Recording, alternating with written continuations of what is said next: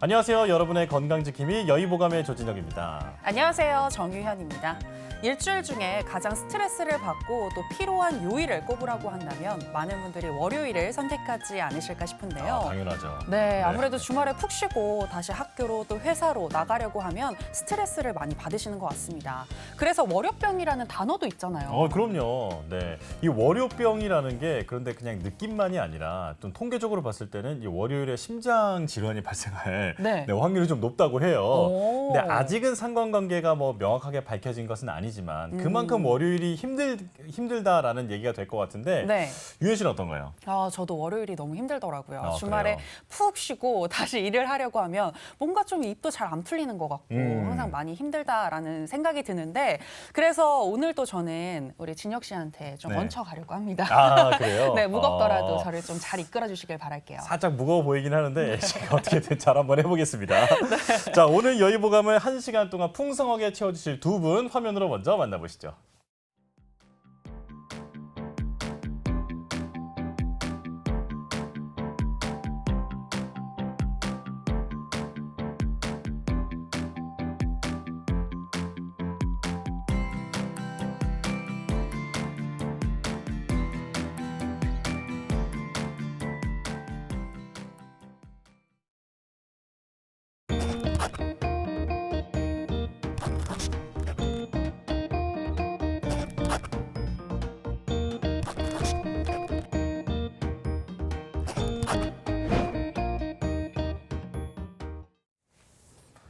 네, 오늘 여의보감은요. 대한한의영상학회 고동균 회장님 그리고 대한여한의사회 김은미 기획이사님과 함께하겠습니다. 두 분 어서 오세요. 어서 오세요. 안녕하세요. 네, 나와주셔서 고맙습니다. 일단은 회장님, 저희가 앞서서 오프닝에 이 월요병 이야기로 좀 시작을 해봤는데요. 회장님만의 월요병을 이겨내는 팁이 있다면 궁금합니다. 요즘 저는 좀 개인적으로 좀 바빠져서요. 네. 월화수목 금금으로 생활을 하고 있다 보니까 월요일 좀 특별하게 느껴지지 않는 경우가 많습니다. 어떡해요. 네. 그래도 뭐 번아웃 되면 안 되니까 그래서 이제 한의사다 보니까 한약으로 좀 관리를 하고 있습니다. 그래요? 한약으로 좋은 부럽네요. 거는 이제 혼자만 드시지 마시고 네, 다음에 저희 것도 좀 챙겨주시면 좋겠고요. 네, 자 그렇다면 기획이사님은 이사님만의 어떤 팁이 있을까요? 그 즐거운 노래를 들으면 막 엔돌핀이 분비가 된다고 하더라고요. 네. 저는 최근에 영화 엘리멘탈을 보고 픽사 디즈니 애니메이션 OST에 빠져서 이렇게 즐겁고 경쾌한 노래를 들으면서 월요병을 극복하고 있습니다. 그렇군요. 기분이 다운이 된다고 너무 그 우울감에 매몰되시기보다는 이렇게 좀 즐겁고 활기찬 노래를 들으시면서 기분을 다시 업시켜 보시는 것도 매우 좋은 방법이 될 것 같습니다. 네. 자, 그리고 회장님, 이 대한한의영상학회에서는 저희 프로그램에 지금 처음 나오게 되셨는데요. 네. 대한한의영상학회는 어떤 학회인지 먼저 소개 좀 부탁드릴게요. 네, 한의영상학회라고 하면은 좀 생소하게 느끼실 수도 있는데 사실 영상진단하고 한의학은 많이 이제 가까운 그 관계라고 볼 수 있습니다. 네. 뭐 중풍 질환이라던가 그 척추 질환의 이제 비수술요법을 이제 한의학이 선도할 때부터 CT나 MRI가 이제 굉장히 많이 활용이 됐거든요. 네. 그래서 이제 그 한방병원에서 진료받으시던 그 환자분들 같은 경우에 CT나 MRI를 관찰하고 진료해 주시는 한의사 원장님들을 많이 이제 보셨을 거로 생각이 되고요. 네. 초음파 진단기도 20군데 한의원 중에 한 군데 정도는 거의 지금 사용을 하고 있습니다. 그래서 그 한의원 특히 이제 초음파는 이제 의원급에서 또 많이 사용이 되기 때문에 진료를 받으시면서 보시는 분들도 꽤 있으실 거로 생각이 됩니다. 네. 저희 학회는 영상진단을 많이 사용하는 한의사 선생님들이 이제 모여서 이제 있는 이제 학술 연구단체라고 설명드릴 수 있습니다. 그렇군요. 네. 이 이야기는 조금 더 뒤에 이따 깊이 있게 얘기 나눠보도록 하겠고요. 자, 김은미 이사님께서는 지금 대한여한의사회에서 기획이사로 일하고 계신데 어떤 활동을 하시는 건가요? 네, 저는 오프라인 행사로는 가장 최근에는 여한의대생 대상으로 멘토링 행사를 기획하기도 했었는데요. 네. 이렇게 진로 고민이 많은 여한의대생들이 선배 한의사분들을 만나서 함께 허심탄회하게 이야기하는 기회의 장을 마련하기도 했었고요. 네네. 온라인으로는 저희 대한여한의사회 공식 너튜브 채널에서 이제 다양한 이야기들을 전하는 영상을 기획하는 일을 하고 있습니다. 아, 기획만 하시는 거예요? 혹시 출연은 안 하세요? 출연도 하고 있습니다. 잘하실 것 같아서. 네. 아니 제가 그 공식 유튜브 영상을 좀 봤거든요. 어. 네, 아직까지 이사님이 나오시는 건 아직은 못 봤는데 어쨌건 유튜브를 봤더니 정말 유익한 콘텐츠들이 많은 것 같더라고요. 맞아요. 네, 많은 일을 하고 계시더라고요. 네, 앞으로 좋은 콘텐츠 기획해 주시길 바라겠고요. 우리 시청자 여러분들도 많은 관심 부탁드리겠습니다. 자, 그럼 이제 오늘의 주제로 한번 들어가 보도록 하겠습니다. 오늘의 첫 번째 주제는 약침 그리고 초음파가 되겠는데요. 지금 고 회장님께서 대한한의영상학회의 회장님으로 계시는 만큼 이 질문을 안 드릴 수가 없을 것 같습니다. 작년에 한의원에서 초음파를 사용하는 것에 대한 대법원의 합법 판결이 났는데요. 이것이 어떤 의미이고 또 실제로 어떤 부분이 달라졌는지 궁금합니다. 소개해 주실까요? 작년 그 12월 22일이죠. 그 한의사가 초음파 진단기를 사용하는 게 합법이라고 이제 대법원에서 이제 판단을 해주셨습니다. 네. 네. 그래서 그 2013년부터 그 10여 년을 끌어오던 이제 재판인데 이제 드디어 이제 그 한의사가 그 초음파를 사용할 수 있다고 이제 결론이 이제 확정이 됐는데요. 네. 판결 전까지도 한의사들은 계속 이제 초음파 진단기를 사용을 해오고 있었습니다. 그래서 저희가 파악하기로는 한 1000여 분 정도의 한의사분들이 이제 초음파 진단기를 사용을 하고 계셨는데 네. 이번에 이제 대법원 판결 이후에 한 3, 4개월 사이에 이제 그 800여 분이 더 이제 초음파 진단기를 많이 사용을 하시게 됐고 네. 그리고 그래서 이제 그 저희 학회로도 그 보수 교육이나 어떤 세미나 요청이 많아서 평일 주말 할 거 없이 이제 계속 그 세미나가 열리고 네, 그 학술 발표를 하고 이제 그렇게 이제 지내고 있습니다. 아, 네. 그래서 네. 월화수목금이시군요. 네. 네, 초음파는 이제 한의계에서 굉장히 오래 사용해 왔거든요. 네. 그래서 이제 그 우리나라에 이제 초음파 진단기가 처음 도입된 게 1970년대인데 그때는 이제 양의사, 한의사 가리지 않고 같이 이제 교육을 받고 장비를 사용을 해왔었습니다.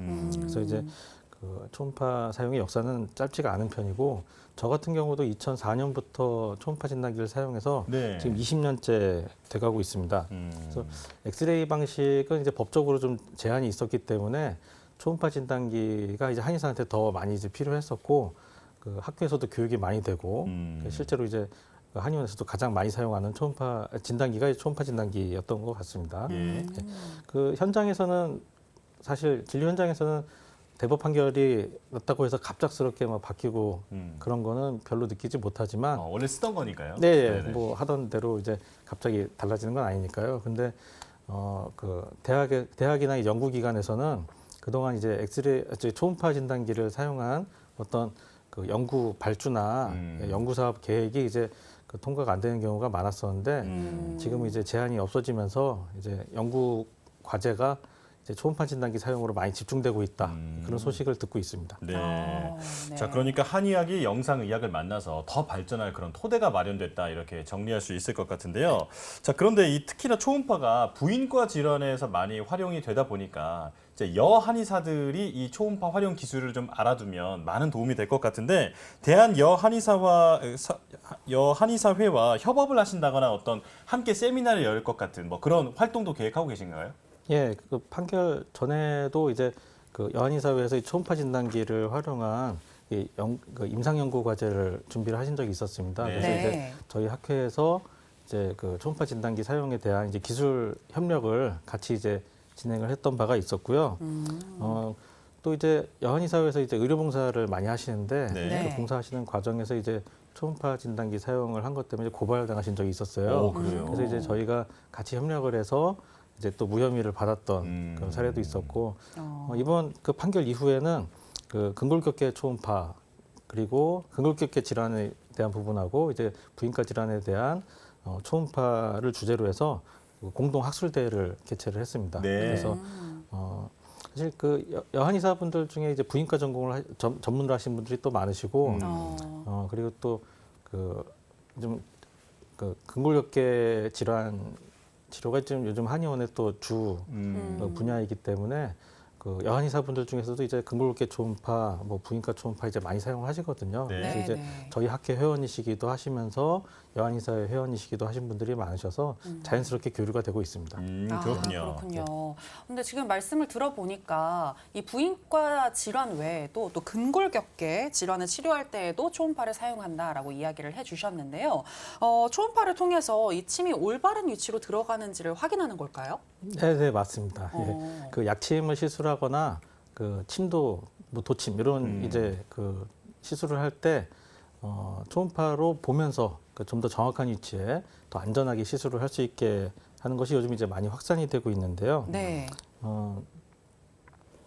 그 저기 네. 예, 뭐 방아쇠 수지 증후군 같은 네네. 경우라던가 네. 예, 지금 영상에 보이는 부분이 이제 그 방아쇠 수지 그 네. 탄발지라고 하죠. 저 예, 동그라미 쳐 있는 부분이 뭔가요? 예, 거기 그게 이제 도침이죠. 예, 도침이 이제 아, 그 들어간 들어가는 거구나. 것이 이제 초음파에서 관찰이 되는데요. 네. 예, 그 주사 바늘이라던가 그 도침 같은 경우는 초음파에서 영상이 워낙 잘 관찰이 되기 때문에 그 정확하게 어느 부위에 시술이 되는지 확인을 하고 시술을 할 수가 있습니다. 네. 지금 같은 경우는 이제 방아쇠 수지 증후군 환자를 시술하는 건데 네. 그 손바닥에서 이제 손가락을 굽혀주는 붉은 건이 이제 지나가는데 지지를 해주는 고리형 그 인대가 있습니다. 네. 네. 그 인대가 이제 마찰을 하면서 붓게 돼서 그 굴곡 동작을 이제 방해를 하게 되는 경우가 있는데 이 부위를 이제 그 좀 방해되는 부분을 그 도침으로 이제 그 자극해주고 네. 예, 그 걸리는 부분을 이제 제거를 해주면은 예, 즉시 이제 효과가 나는 경우가 많아서 예, 이렇게 가이드 시술을 하면서 안전하게 이제 치료하는 것이 효과가 좋은 편입니다. 아, 네. 그렇군요. 자, 지금은 이 초음파로 영상을 보면서 도침이 어디로 들어가서 어디를 치료하는지를 이제 보여주셨는데, 자, 이 도침 말고도 약침이라는 그 단어가 있잖아요. 약침이라고 보면 이제 침에다가 약이라는 이름이 이제 붙은 건데, 자, 이 약침이 정확히 뭔지를 모르시는 분들이 많을 것 같아요. 좀 회장님께서 알려주실까요? 네, 그 약침은 쉽게 말씀드리면 이제 한약 주사제라고 생각을 할 수가 있습니다. 네. 60년도 전부터 이제 본격적으로 많이 이제 사용이 된 건데 그 서양의학에서 이제 주사요법이 이제 확산이 많이 되고 그리고 네. 이제 장점이 이제 많이 알려지면서 그 한의학에도 이제 기술이 도입이 된 거라고 볼 수 있습니다. 처음에는 그 1회 시술할 양 정도의 그 작은 양의 약재를 그 즉석에서 이제 끓여서 추출을 한 다음에 그걸 이제 바로 이제 멸균 필터를 통해서 환자한테 시술하는 방법으로 이제 시작이 됐었는데요. 네. 그 후에는 이제 그 중류 추출이라고 그래서 이제 멸균된 기구를 사용을 해서 그 약재를 끓여서 발생한 이제 수증기를 다시 모아서 그 이제 주사제로 만들어서 사용하는 게 이제 보편적으로 발전을 해 왔고요. 예. 최근에는 이제 인증된 시설에서 무균 조제가 이루어지고 있기 때문에 좀 더 안전하게 효과적으로 많이 사용이 확산되고 있습니다. 원장님 이게 네. 그 한마디로 말하면 이제 주사랑 비슷한 건데 네네. 이렇게 한의원에서 놓는 이 약침은 혹시 뭐 혈자리에 직접 놓는 건가요? 예, 주로 이제 혈자리 시술을 많이 하고요. 그 경혈을 자극한다는 목적에서 이제 침이라는 이름이 더 붙어 있다고 보시면 됩니다. 그래서 네. 그 경혈을 오래 그 자극하고 효과를 좀 더 높이기 위해서 약침액을 이용을 해서 약침액의 효과, 그 한약으로서의 효과도 기대하면서 약침액 자체에 이제 자극하는 효과, 경혈을 자극하는 효과를 같이 이제 사용하는 그 시너지를 딱 치료법이라고 할 수 내는. 있습니다. 예, 맞습니다. 네. 아, 그렇군요. 네. 네. 그리고 또 이 약침에는 자연에서 유래한 한약재가 들어간다 이렇게 생각하시면 될 것 같은데요. 예전에 그 드라마 대장금에서 보니까 대장금에서 봉독인가요? 네, 벌의 네. 침을 이용해가지고 침을 주는 거를 제가 봤는데 이것도 약침의 하나의 종류라고 하더라고요. 굉장히 약침도 종류가 다양한 것 같은데 이에 대해서 이사님께서 소개를 해주실까요? 네, 앞서 말씀하신 대장금의 한 장면처럼 네. 이제 벌레 침에 있는 독 성분을 이용한 봉독 약침이 되게 유명한데요. 네. 예전에는 살아있는 벌을 이제 문제가 되는 부위에 직접 갖다 대서 벌이 쏘는 방식으로 봉독 성분을 이용을 했다면 요새는 이제 절대 그렇게 이제 네. 이루어지진 네. 않고 너무 있고요. 위험할 것 같아요. 네. 네, 한의원에서 쓰고 있는 봉독 약침의 경우에는 동결 건조된 이제 봉독 의 유효 성분을 추출을 해서 멸균된 설비 시설에서 이제 정제소에 희석을 한 후 농도에 따라서 쭉 바이어를 나눠서 아. 조제가 되고 있습니다. 양을 나눠서 이제 놓는다는 말씀이시죠? 네, 아, 그 네네. 이제 시중에 나오는 바이얼도 이제 봉독의 농도에 따라서 또 다 다르게 분류가 되어 있어서 상황에 따라 적절히 사용이 되고 있어요. 네네. 이외에도 이제 많이 사용되는 약침으로는 부인과 질환이나 갱년기 치료에도 많이 사용이 되는 태반 약침, 저희는 자악어 약침이라고 부르고 있고요. 네. 통증 치료에 이제 강력한 소염 효과를 내는 주겸 약침, 그리고 암 환자의 기력 회복에 많이 쓰이고 있는 산삼 약침 등 다양한 약침 종류가 쓰이고 있습니다. 아, 네. 제가 굉장히 한의원을 많이 다녀가지고 약침을 많이 접해봤는데, 아, 그래요? 네, 이야기를 들어보니까 아직도 제가 접해보지 못한 약침이 참 많은 것 같습니다. 뭔가 안 접하는 게 오히려 더 좋은 거 아니에요? 아플 일이 없다는 거니까. 아, 그렇죠. 그건 그렇죠. 네. 네. 그런데 이 봉약침 같은 경우에는 알레르기에 대한 걱정을 우리가 안 해볼 수가 없을 것 같은데 조심할 게 좀 많을 것 같거든요. 어떤가요? 저희가 봉독약침의 경우 기타 다른 알러지와 다르게 본인이 알러지를 가지고 있는지 없는지 모르는 경우가 대부분이시잖아요. 오, 네. 그래서 이제 알러지에 대해서 막연한 두려움을 가지게 되는 경우가 당연히 많으실 수밖에 없을 것 같아요. 근데 최근에 작년에 발표된 경희대 한방병원의 논문 연구를 보면 네. 해외 학술지에 실린 연구인데 경희대 한방병원에서 6만 건 이상의 봉독 약침을 시술했을 때 이상 반응이 얼마나 나오는지 네. 이제 체크를 하셨더라고요. 근데 보고된 이상 반응이 한 2.3%에 불과했다고 해요. 그 2.3%도 굉장히 경미한 수준으로 뭐 국소 부위가 가렵던지 약간 붉게 달아오른 정도였고 심각한 이상 반응은 이제 보고가 되지 않았다고 해요. 네. 그렇게 이제 한의원 한방병원에서 이루어지는 봉독 약침이 알러지가 거의 없는 이유는 저희가 아까 말씀드렸듯이 농도를 굉장히 다양하게 이제 나눠서 사용을 하고 있어서 이제 한의사 원장님의 판단 하에 적절한 농도를 사용하기 때문에 이런 부작용 위험이 적다고 볼 수 있고요. 네. 또 아예 알러지 성분을 이제 최대한 빼서 분리정제 봉독이라는 이제 봉독도 따로 나와 있어서 이제 알러지 우려를 최소화한 방식의 이제 약침이 이용되고 있기도 하고요. 그리고 무엇보다도 시술 전에 피하에 이제 아주 소량 주사를 해서 피부 반응 검사를 먼저 거친 이후에 시술이 진행되기 때문에 네. 이제 담당 한의사 원장님과 밀접하게 소통하면서 치료를 받으시면 큰 문제는 없겠습니다. 네. 네. 안전에 신경을 많이 썼으니까 안심하고 맞아도 된다 이렇게 이해하면 될 것 같은데요. 자, 약침도 종류에 따라서 효능이 다 다를 텐데 어떤 질환에 어떤 약침이 효과가 있는지 자 이것은 회장님께서 알려주실까요? 네. 좀 한의원에 이제 근만성 통증 질환으로 진료를 받으시는 분들이 이제 워낙 많으시죠. 네. 네, 그런 그 통증 질환에 약침도 이제 굉장히 많이 사용이 되고 있는데요. 네. 오십견 같은 그 질환에는 중성어혈 약침 그리고 주겸 약침 같이 이제 혈액 순환을 개선하고 부종을 제거해서 통증을 좀 완화시키는 약침이 이제 많이 사용이 되고요. 네. 그 퇴행성 관절염 같은 질환에는 그 재생 효과를 기대할 수 있는 저희 태반, 그 자악어 약침이 이제 많이 사용이 되는 편입니다. 그리고 류마티스나 이제 척추 질환 같은 경우는 가장 유명한 이제 봉독 그 벌침이죠. 예, 네. 봉독이 이제 가장 많이 쓰이는 대표적인 약침이 되는 것 같고요. 어. 그리고 이제 기력이 허해지신 분들, 그래서 이제 순환 장애가 있으시고 그러신 경우는 산삼 약침으로 효과를 보는 경우가 많이 있습니다. 네. 그러니까 각 질환별로 더 효과적인 약침이 있는 것 같은데요. 이 부분도 우리 시청자 여러분들 잘 알아두시면 좋을 것 같습니다. 그리고 약침은 혈자리에 직접 이 약액을 주입을 하기 때문에 훨씬 더 효과가 빠르다라고 알고 있는데 그 외에 또 어떤 장점이 있는지 이사님께서 설명을 해주실까요? 네, 앞서 다 말씀해 주신 것처럼 이제 직접 바늘이 들어가기 때문에 치매 효과를 내면서 그 부위에 이제 약재까지 주입이 되기 때문에 약재가 한 번 더 흡수되면서 시너지 효과를 낸다고 이제 앞서서 말씀을 해주셨는데 네. 이렇게 빠르고 효과적인 치료라는 장점 이외에도 저희가 이제 한약 성분, 천연물 성분이기 때문에 뭐 다른 스테로이드나 다른 주사제에 비해서 내성이나 부작용 우려가 훨씬 적은 안전한 치료라는 장점이 있습니다. 아, 그렇군요. 자, 그리고 이제 초음파를 이용해서 직접 이런 침 시술을 하게 되면 힘줄이나 인대 같은 상태를 이제 눈으로 직접 보면서 치료를 할 수 있기 때문에 치료 효과가 더 좋을 것 같은데 자, 실제로 초음파 유도화 이런 침 요법이 효과적인 질환은 어떤 게 있을지 이것은 이제 고 회장님께서 설명해 주시죠.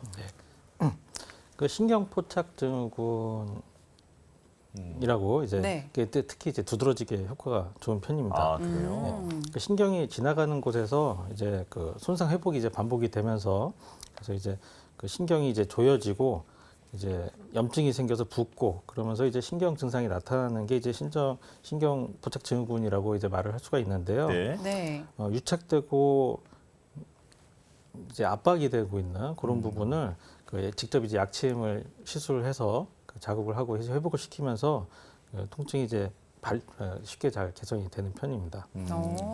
예전에는 그 약침이 아니라 이제 그 침으로 제삽이라고 하는 방법을 통해서요. 네. 네. 이제 이제 침을 이제 찔러서 넣고 빼고 하는 식으로 이제 아, 근육 풀어주는 거 아닌가요? 근육을 풀어준다기보다 침 네. 자체로 이제 그 조직을 흔들어주는 역할을 하는 건데 네네. 흔들어주는 힘을 이용을 해서 이제 분리를 시키는 그래서 이제 유착이 된 부분을 이제 좀 벌려주고 뜯어주는 그 수기법을 사용을 해서 이제 많이 치료를 했었는데 네. 이게 지금 침으로 이제 찌르는 거니까 많이 이제 아팠겠죠. 아, 네. 맞아요. 그래서 이제 약침을 사용하면서는 이제 약침으로 이제 그 부위를 좀 그 약침을 이제 볼륨을 넣어서 약침 액으로 이제 그 부위를 이제 벌려주고 그다음에 이제 압박하고 마사지를 하는 방법으로 풀어주는 방법을 이제 많이 사용을 했었는데 지금은 이제 초음파로 이제 관찰을 하면은 유착이 발생한 것으로 그 추정할 수 있는 위치를 직접 이제 약침액을 이제 시술을 할 수가 있게 됐습니다. 그래서 좀 더 이제 적은 자극으로 더 안전하게 정확하게 그 시술을 할 수 있게 좀 바뀌었습니다. 그래서 네. 뭐 오십견이나 목 디스크 이제 그 경추 주변에 이제 신경통이라든지 뭐 허리 디스크 그리고 손목 발목 질환이나 뭐 수근관 증후군, 득헤르뱅 증후군, 근막 통증 증후군 뭐 다양하게 초음파 가이드 시술이 다방면에서 근골격계 질환에 사용이 되고 있습니다. 네. 확실히 이렇게 근골격계 질환에 초음파를 사용하게 되면 그 정확도가 더 높아지지 않을까라는 생각이 드는데요. 아까 앞서서 이 도침을 치료할 때도 초음파가 사용되는 그림을 보여주셨었잖아요. 그리고 추가로 방아쇠 수지를 치료할 때 이 방법이 굉장히 효과적이다라고 이야기를 해주셨는데 이와 관련된 논문도 있다고요. 네네네. 이제 도침은 이제 말씀드리면 이제 그 니들하고 이제 나이프가 이제 합쳐진 거라고 볼 수 있는데요. 네. 그 가는 이제 침 끝이 끌처럼 생긴 이제 짧은 칼날로 되어 있습니다. 그래서 이제 침처럼 들어가서 그 미세 시술을 하는데 굉장히 그 적합한 이제 치료 도구가 되고요. 방아쇠 수지 같은 경우는 이제 그 보편적으로 치료를 하는 방법은 이게 많이 이제 쓰다 보니까 이제 문제가 생기는 거기 때문에 부모 고정을 해서 회복될 때까지 기다린다던가 못 쓰게 하는 거군요. 그렇죠. 예, 네. 그렇게 하던가 관찰을 해서 이제 치료를 하는 방법이죠. 그리고 그 소염제라던가 그 스테로이드제 주사를 맞거나 아니면 이제 그 이제 부어서 이제 걸리는 돌이 되는 그 부분 이제 아예 절개를 해서 고리 형태의 이제 인대를 제거하는 활차 제거술을 사용을 하던가 이제 그렇게 이제 보편적으로 치료를 하는데 그 도침을 사용한 치료법은 그 이제 걸림돌이 되는 부분을 직접 이제 침으로 이제 가까이 가서 저기 이제 약간 뜯어주듯이 예. 그래서 이제 운동을 방해하는 부분을 제거하는 방법으로 이제 시술을 하게 됩니다. 이제 그 최근에 이제 발표된 논문 최근에 발표된 이제 그 도침 관련 논문은 그 내용이 이제 그 방아쇠 수지로 이제 그 질환을 앓고 있는 40여 명의 이제 환자를 대상으로 이제 반을 나눠서 그 초음파 가이드 시술을 한 쪽이 이제 반이고 이제 반대 그 초음파 가이드 시술을 하지 않은 보지 않고 이제 시술한 반을 이제 비교를 한 그 논문인데요. 네. 가이드 시술을 한 경우는 20명의 환자가 이제 즉각 이제 효과를 보고 이제 그 증상이 바로 개선이 된 반면에 그 보지 않고 본 시술한 경우는 5명의 환자가 이제 즉각 개선이 됐고 그리고 15명 정도는 이제 잔여 증상이 좀 남았고 한 명은 이제 효과를 보지 못했습니다. 네. 그리고 한 명 같은 경우는 이제 그 시술한 그 고리 인대 부근이 이제 많이 부어서 이제 부작용이 있던 거로 이제 같이 이제 보고가 됐는데요.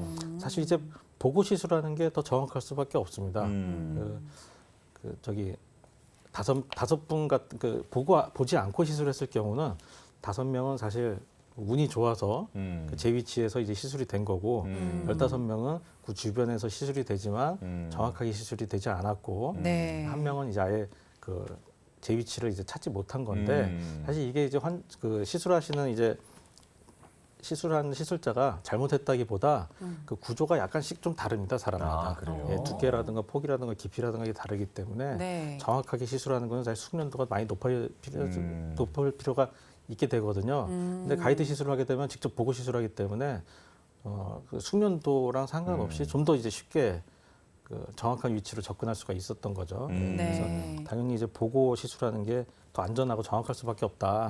그런 사례로 볼 수가 있을 것 같습니다. 네. 네, 이렇게 초음파 가이드 하에 도침 치료 효과가 증명이 되고 있다고 하니까 조금 더 안심이 되는 것 같은데요. 그래도 이런 거는 좀 주의해야 한다. 이런 게 있을까요? 예, 사실 보고 시술하는 게 훨씬 안전하기 때문에 네. 가이드 시술에 대한 부분에서는 이제 그 환자분들께서는 사실 좀 더 걱정을 덜 하셔도 될 것 같습니다. 네.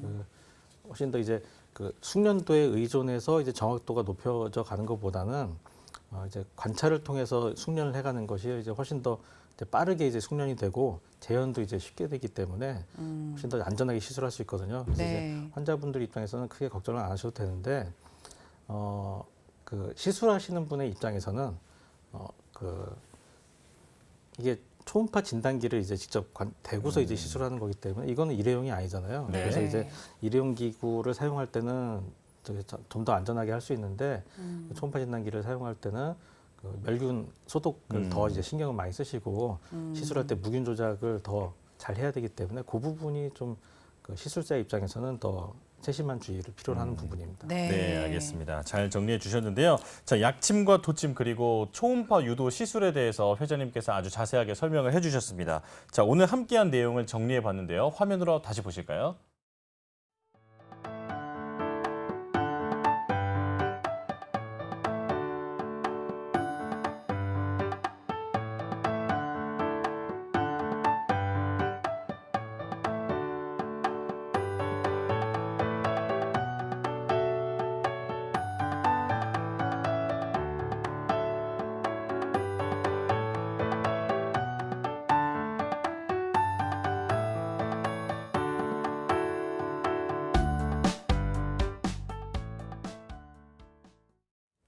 생방송으로 보내드리는 여의보감 이제 8시 27분을 지났습니다. 두 번째 주제로 넘어가 볼 텐데요. 자, 우리가 열심히 일을 하거나 혹은 뭐 긴 밤 내내 놀았다거나 뭐 이랬을 네. 때 이제 피곤한 표정으로 하얗게 불태웠다 이렇게 얘기하잖아요. 아, 네네. 네. 이 하얗게 불태웠다라는 말이 실제로 번아웃 증후군과 아주 깊은 연관이 있는 말이라고 하는데 자, 번아웃 증후군 우리가 사실 뭐 장난스럽게도 얘기하는 말이긴 하지만 실제로는 조금 더 심각하게 봐야 하는 그런 질환이 될 수도 있다고 하거든요. 자, 김 이사님께서 이 번아웃 증후군이 뭔지부터 설명해 주실까요?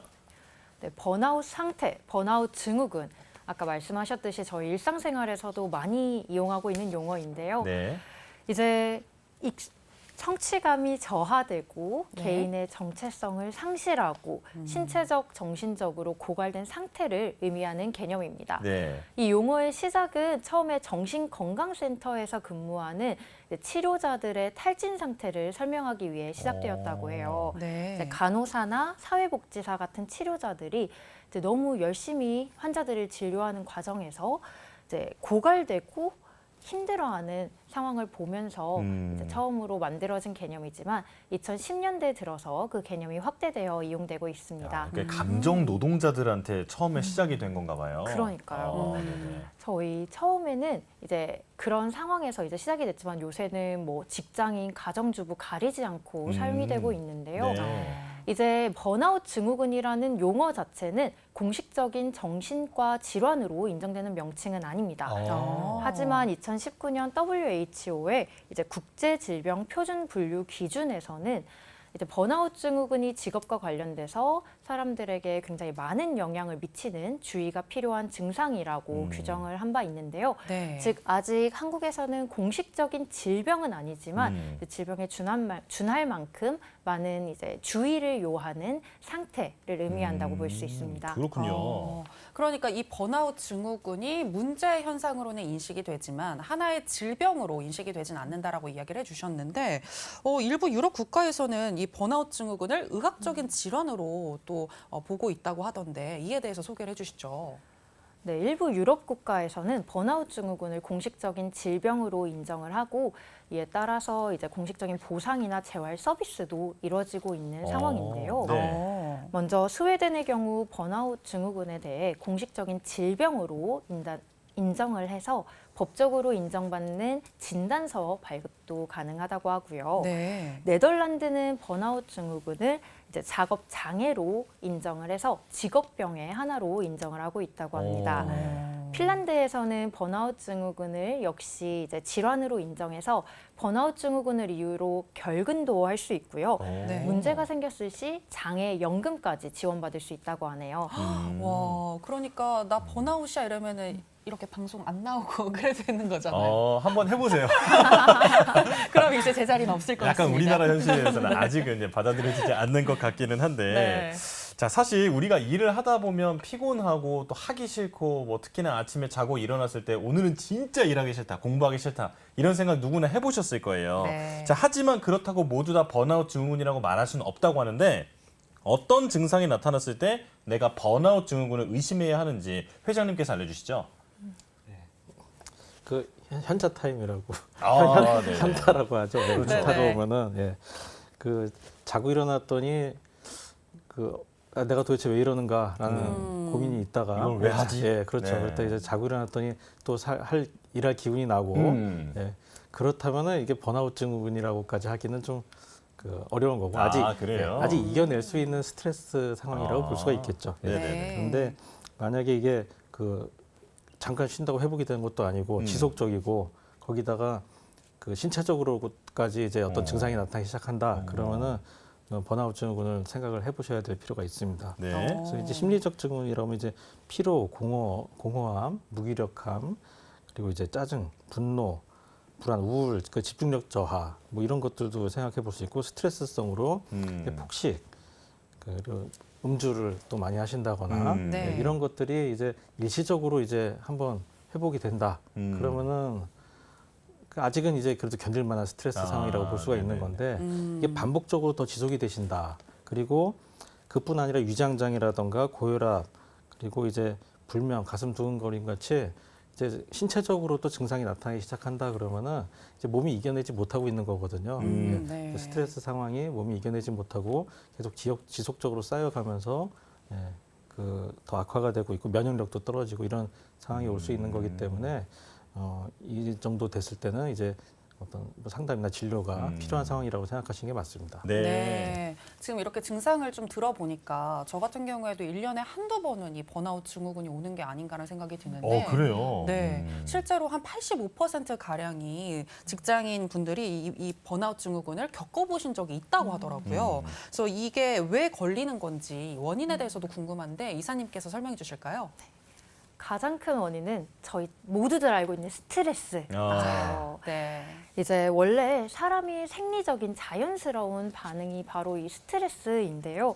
스트레스를 받으면 몸에서 코티솔, 아드레날린, 노르아드레날린 이런 호르몬들이 분비가 되면서 더 많은 연료를 생산하고 우리 몸의 대사를 빠르게 이제 돌리게 됩니다. 네. 교감신경계가 활성화되면서 호흡수, 맥박, 혈압이 높아지게 되고 엔진이 과열된 상태에 이르는 것처럼 몸이 빠르게 돌아가게 되는데요. 네. 이렇게 우리 몸은 스트레스를 받은 상황에서 더 많은 연료를 생산해내는 방식으로 버티게 됩니다.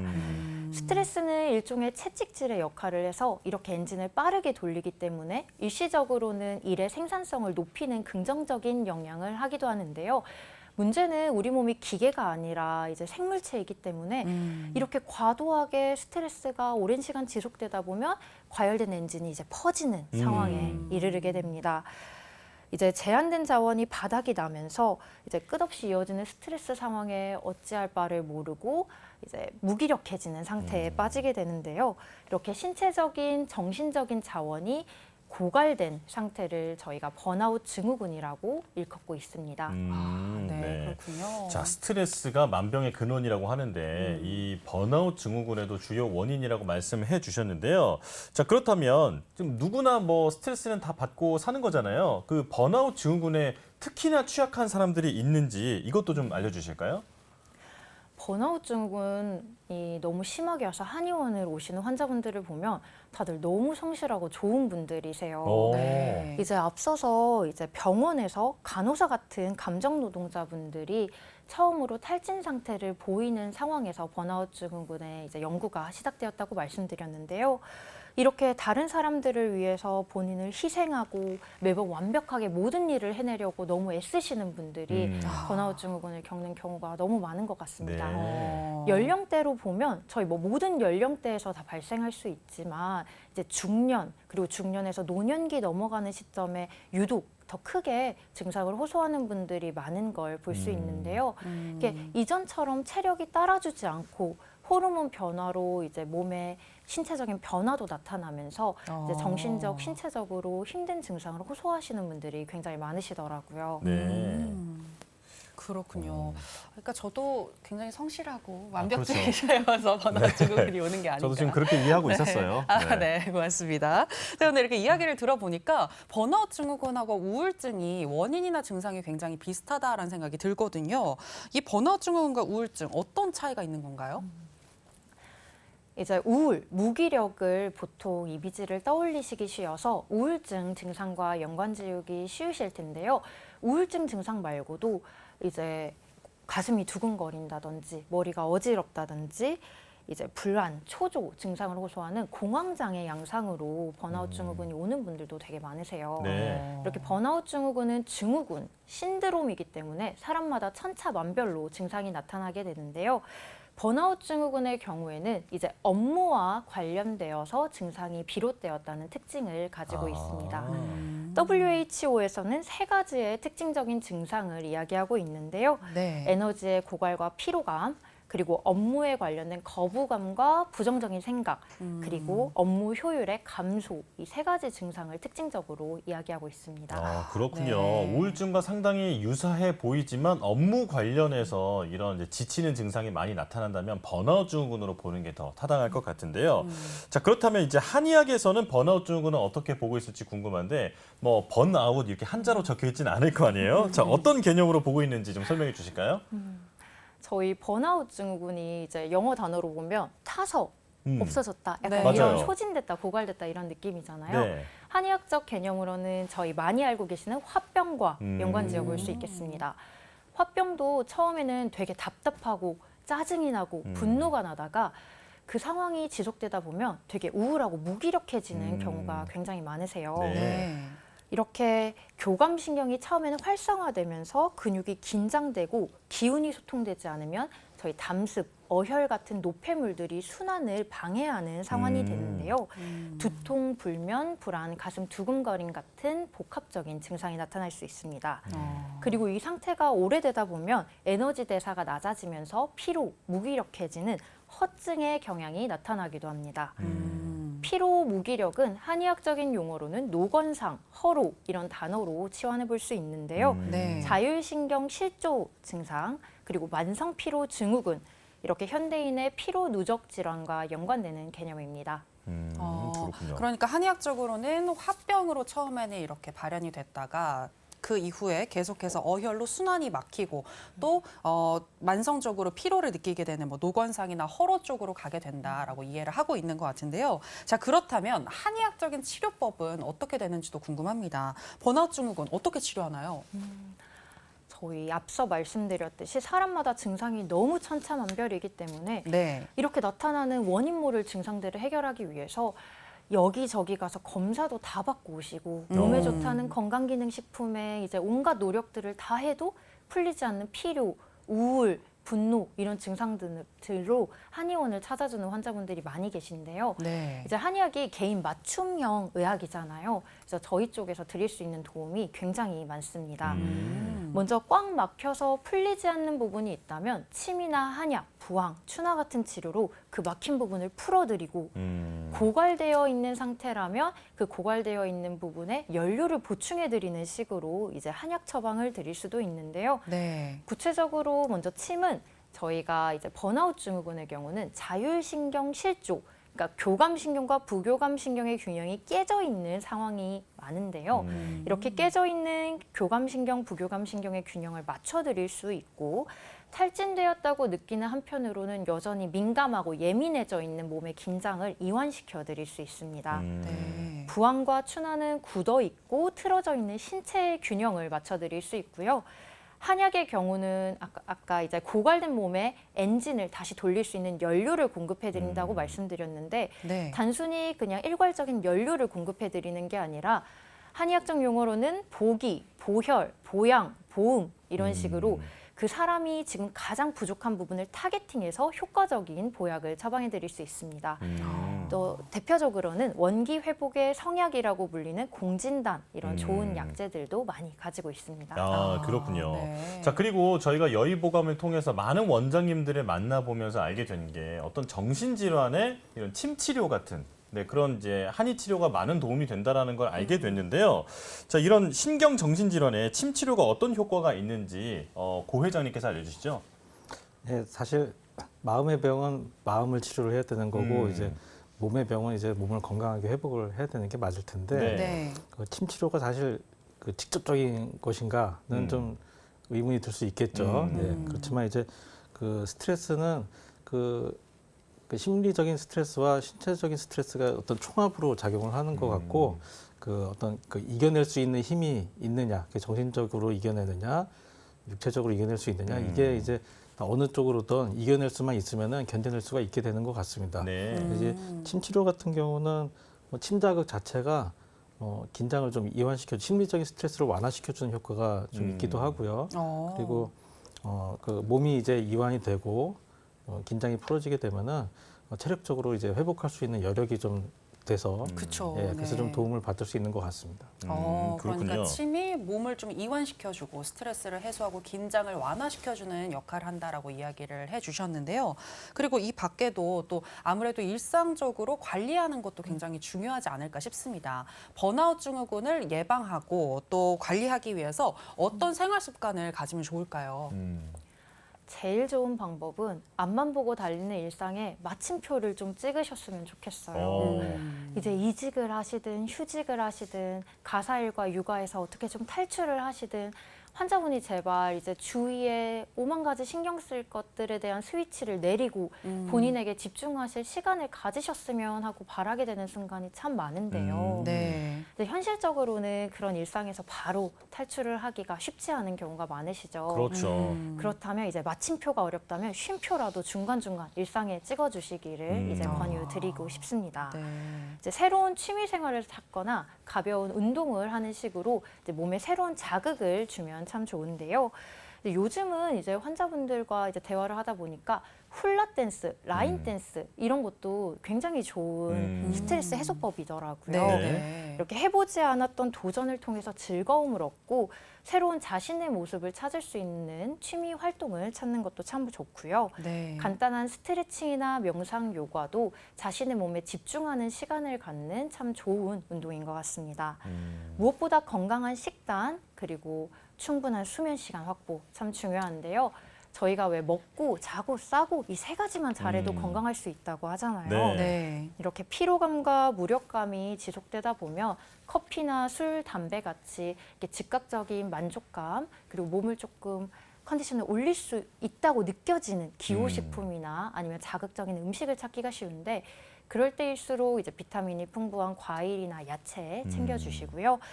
수면의 경우에도 수면 패턴이 깨져 있는 경우가 많으신데 적어도 이제 밤 11시 이전에는 잠자리에 누워서 잠들어 보려는 시도라도 해주시면 좋겠습니다. 네. 네. 그리고 카페인이 없는 페퍼민트 티 그리고 캐모마일 티 이런 티들도 도움이 많이 될 텐데요. 이제 머리를 맑게 하고 수면에 도움을 드릴 수 있으니 이런 차를 한잔하면서 조금 휴식을 취해 보시는 것도 좋겠습니다. 네. 네. 아, 이사님께서 아주 좋은 말씀을 해주셨어요. 이게 마침표를 찍을 수 있으면 좋은데 그렇게 찍기 어렵다면 중간중간에 쉼표라도 좀 찍어달라. 네. 그래서 그동안 하지 않았던 새로운 도전 같은 걸 하면서 내 마음에 휴식을 좀 주면 도움이 되겠다. 이렇게 말씀을 해주셨습니다. 자, 그렇다면 이제 한 가지 더 우리가 이제 화가 올라오거나 혹은 번아웃 증후군 때문에 너무 우울하거나 이랬을 때 지압을 하면 좀 좋은 어떤 혈자리 같은 게 있는지도 궁금하거든요. 네, 저희 두 가지 혈자리를 말씀드리고 싶은데요. 네. 먼저 이제 합곡혈 그리고 소부혈입니다. 먼저 합곡혈의 경우는 이제 첫째 손허리뼈와 두 번째 손허리뼈의 사이, 이제 두 번째 손허리뼈를 타고 가다 보면 움푹 파이는 골짜기 같은 부분이 있어요. 저희가 이제 소화가 안 될 때 민간요법으로 이 합곡혈 부위를 이제 꾹꾹 누르는 네. 이제 방식의 이제 마사지를 하기도 하는데요. 네. 이렇게 합곡혈을 누르면 이제 두통도 좀 가라앉고 이제 소화 기능도 좀 풀릴 수 있고요. 네. 기운을 순환시키는 되게 효과적인 혈자리니까 이제 합곡혈 마사지 지그시 이제 눌러주시면 좋겠습니다. 원장님 지금 거기 설명하신 거기가 네. 약간 그 체했을 때 누르라는 맞아요. 그게 맞죠? 네, 맞습니다. 아, 네. 저희 체에서도 이렇게 꾹꾹 누르는 그 움푹 파인 부위 네네네. 이제 화가 나고 답답하실 때도 한 번씩 눌러주시면 좋겠네요. 야, 유현 씨 나중에 뭐 보면 뚫려 있는 거 아니에요? 유현 씨? 지금도 하고 있습니다. 그러니까요. 네, 나중에 뚫릴 것 같아요. 네, 너무 세게 하시면 안 될 것 같아요. 네, 다음 네. 혈자리는 뭔가요? 네, 다음 혈자리는 이제 소부혈인데요. 저희 손을 이렇게 가볍게 쥐어보시면 새끼손가락이 닿는 이제 주름 근처에 자리가 있어요. 네네. 저희 네 번째 손허리뼈와 다섯 번째 손허리뼈 사이 관절에서 살짝 몸쪽 여기도 마찬가지로 움푹 파인 위치가 있는데요. 여기는 우리 몸에 불을 확 끌 수 있는 혈자리라고 저희가 표현을 해요. 이 소부혈도 스트레스를 받았을 때 효과적인 혈자리입니다. 네. 그렇군요. 합곡혈하고 소부혈 기억하셨다가 일상생활에서 이렇게 앉아서도 늘 이렇게 좀 지압을 해주실 수가 있으니까요. 그렇죠. 혈자리를 눌러주시면 도움이 되지 않을까 싶습니다. 네, 자, 이 자. 번아웃 증후군에 대해서 우리가 아주 자세하게 얘기를 네. 나눠봤잖아요. 그 내용을 정리를 해봤는데요. 화면으로 다시 만나보실까요?